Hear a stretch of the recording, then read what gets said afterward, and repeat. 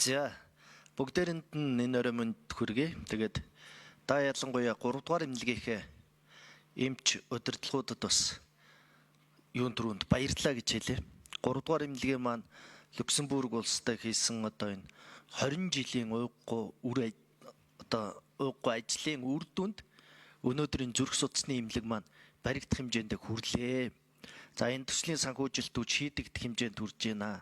Тэгээд энийг улсыг хурал хүртэл ингэж босгож оруулж ирсэн энэ явдалд бол маш их талархаж байна.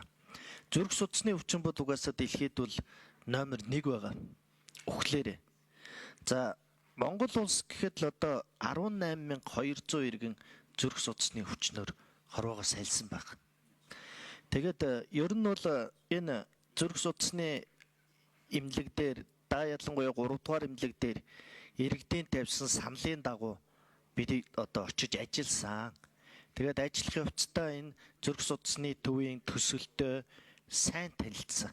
Маш удаан хугацаанд. Тийм болохоор энэ төслийг бол бүгдээрээ дэмжээрэй гэж одоо та бүхнээс уриалах гэж байна. Яагаад гэвэл үнэхээр энэ бид нар нэг 100 ортой эмнэлэг гэж яриад байна. Энд чи хэвтэх орон 100 болохоос биш тэр эмчилгээний хагалгааны тасаг.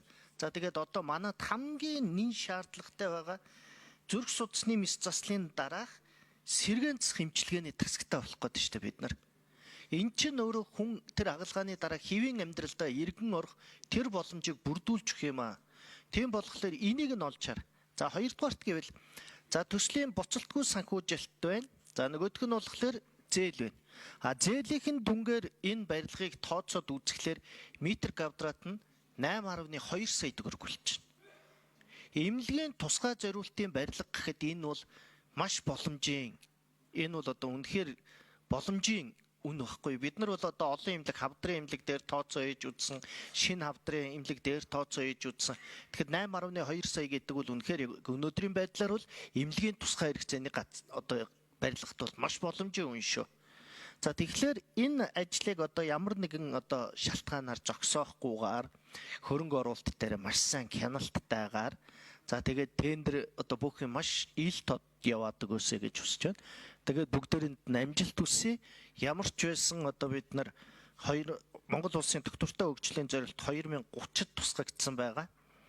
10,000 хүн амд одоо зүрх судасны хүчлийг 14 болгож багасгая гэсэн тэр зорилттой хүрэхийн тулд явж байгаа гэж ойлгож байгаа. Тийм болохоор л энэ имлэг болоод энэ асуудлыг бол 100% дэмжиж байгаа шүү. Тэгээ бас энийг эхнээс нь оруулж ирсэн 3 дугаар имлэгийнхэндээ за одоо тэгээд бас эрүүл мэндийн яам, сангийн яамныханда баярлалаа. Имлэг барьж байгаа юм чи бид нар баярлахаас аргагүй. Имлэгийг бол барих хэрэгтэй.